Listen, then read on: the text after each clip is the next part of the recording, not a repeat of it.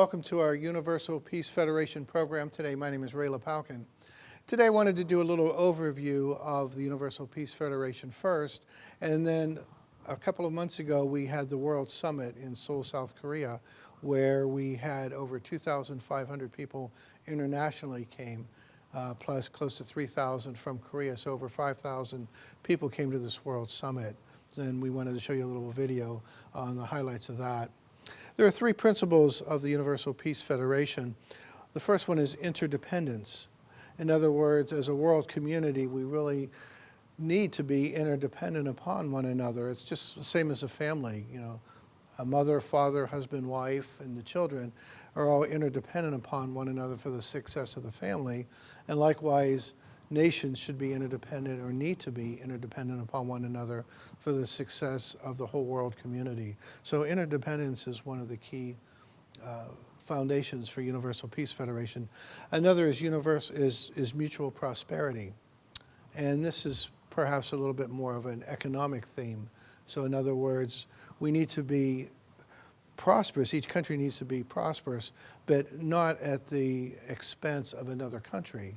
So we somehow need to share these, reap the benefits or the fruits of each other's successes. And by being mutually prosperous, then each country can share in the wealth, being fair and generous with one another. And the third is universal values. So if there are universal values that we can all adhere to, one is that there is a God, or there's a supreme being, a creator, whether we could call it whatever different names we want to, but just to acknowledge that there is a supreme being. And the second would be that we are spiritual beings ourselves.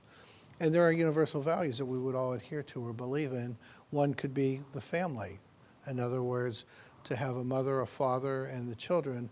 And a lot of people use the phrase cornerstone of society, that our families are the cornerstone of society. So that could be a third principle of universal values. So at this time, I'd like to show you this video. As I said, we had the World Summit. So this is a little background on the Universal Peace Federation, the founding, a little bit of the history, and some of the events that occurred this year.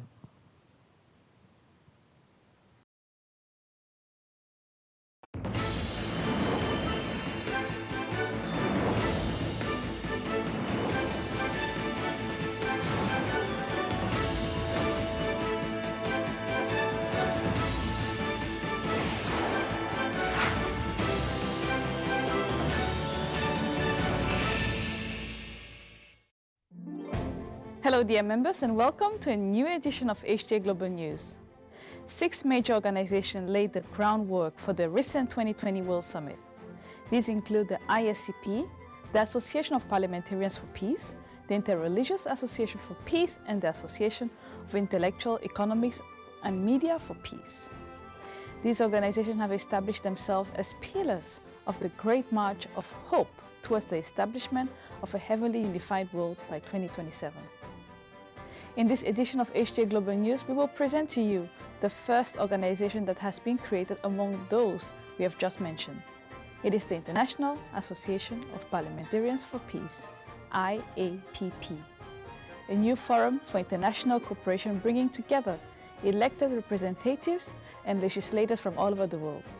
We will thus evoke the key moments of this providential organization since its creation in 2017 until the holding of its General Assembly at the 2020 World Summit. 하나님의 영원한 창조 이상인 평화 이상 세계의 실현을 위해 가인격인 기존 유엔의 갱신과 더불어 새로운 차원에서 평화 이상 세계 왕국의 기능을 발휘할 수 있는 천주적 차원의 아벨격 유엔의 위상이 바로 천주 평화 연합입니다. Founded in 2005 by true parents, UPF is leading the United Nations renewal movement through an international peace network in 194 countries. In 2017, it brought together elected representatives and parliamentarians from around the world in an organization, creating a new framework of global support to achieve a world of sustainable peace.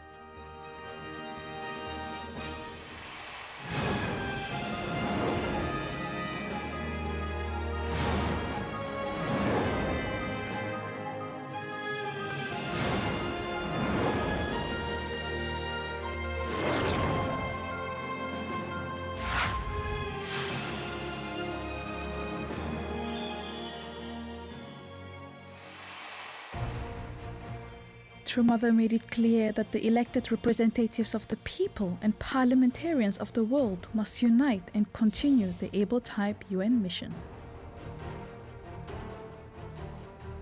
Following their proposal, in February 2016, 150 parliamentarians from 41 nations met at the Korean National Assembly to lay the groundwork for the organization. And in February 2017, the International Association of Parliamentarians for Peace was officially launched in the presence of 450 parliamentarians from 120 countries. 앞으로 각국 의회 간 협력을 통해 지속 가능한 인류의 미래와 평화로운 세계 공동체 구현에 앞장서 주시기 바랍니다. The parliamentarians adopted the Seoul Declaration, recalling the role and vision of the IAPP to help overcome the crisis in Northeast Asia and to support the peaceful reunification of the Korean Peninsula. Following the official launch of the association in Asia, Africa, Europe, Central and Latin America, a major global gathering was held in Washington, D.C., USA, the cradle of world politics. The IAPP received special support from the President of Sao Tome and Principe, His Excellency Evaristo Carvalho, and gained the approval of many legislators from around the world who joined as members.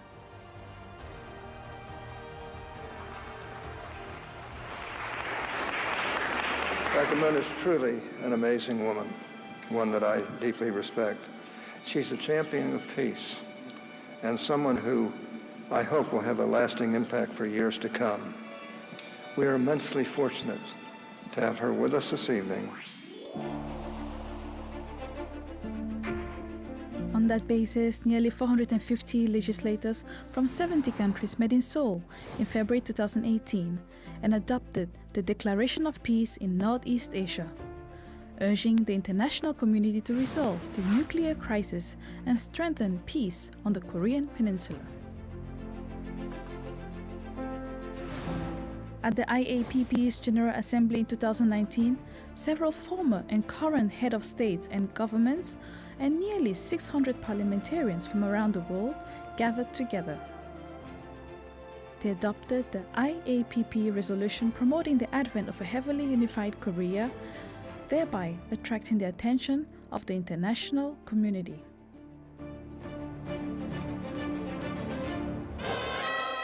The 2020 World Summit commemorated the centenary of the birth of True Father. More than 7,000 leaders from diverse backgrounds, 120 former and current heads of state or government from 171 countries celebrated the event, sharing the foundation of True Parents' vision of peace and bringing their experience in various fields. They also passionately discussed the issues of realizing world peace and achieving reunification of the Korean Peninsula.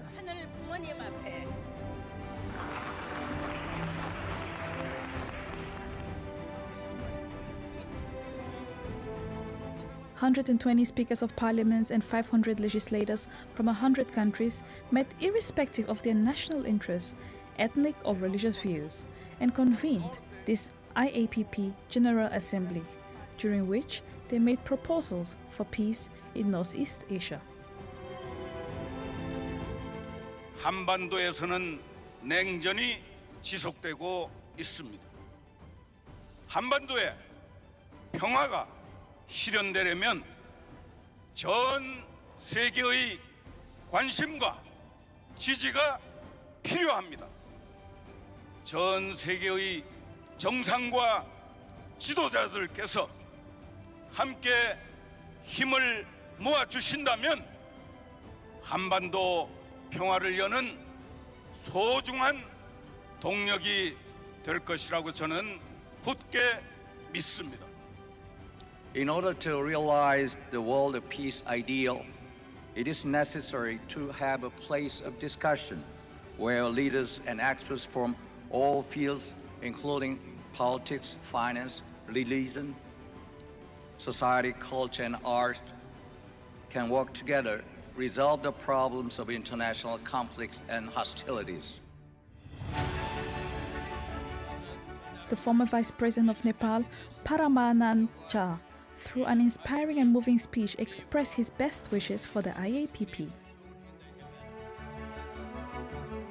May I pay a great homage to Revered Moon for his great contribution to the cause of peace, brotherhood, and happiness in the world. I believe that his vision and mission of creating a world of peace, happiness, and prosperity will continue to inspire and guide all of us to work towards achieving these lofty ideals. After the opening of the General Assembly, several discussion sessions took place the following day. The participants agreed that peace on the Korean Peninsula, a country that is still divided, is essential for achieving lasting peace in this world, and they reasserted their belief in the proper role to be fulfilled by the IAPP and its partners.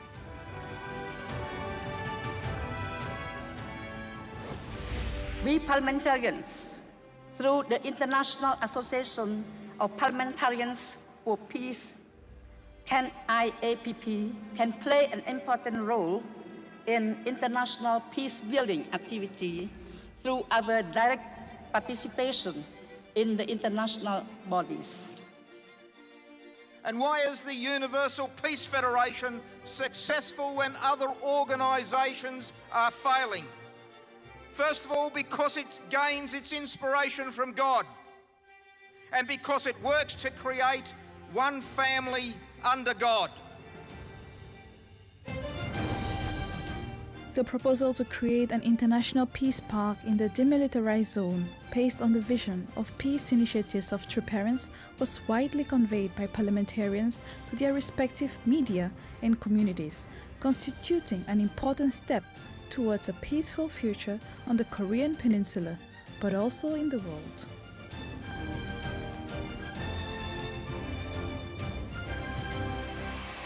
In closing, we want you to know that your leadership in establishing the IAPP to work to strengthen the family is truly helping America and the world to see that path to peace.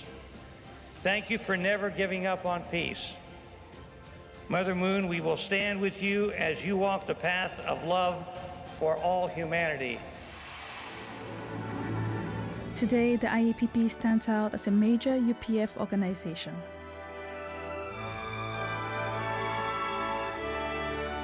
This new forum of mutual cooperation, which brings together legislators from all over the world, will establish a network of mutual cooperation in order to provide innovative solutions to the world's problems.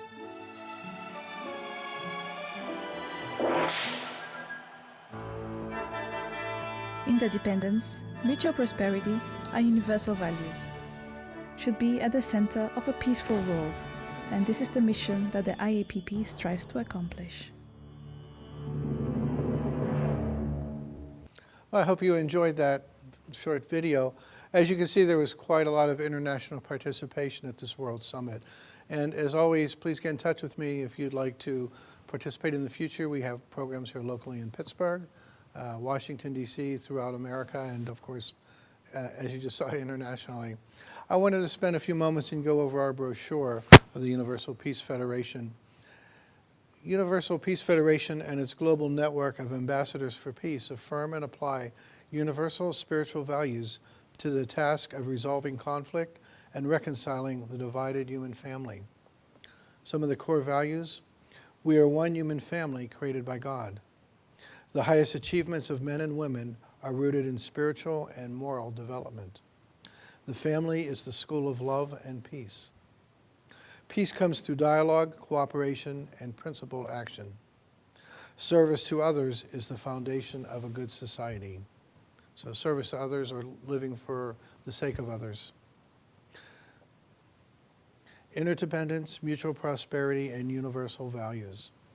The World Summit series convenes experts and leaders from all sectors to address critical problems such as climate change, conflict, displaced populations, corruption and crime, working collaboratively for the sake of peace and human development, interdependence, and mutual prosperity.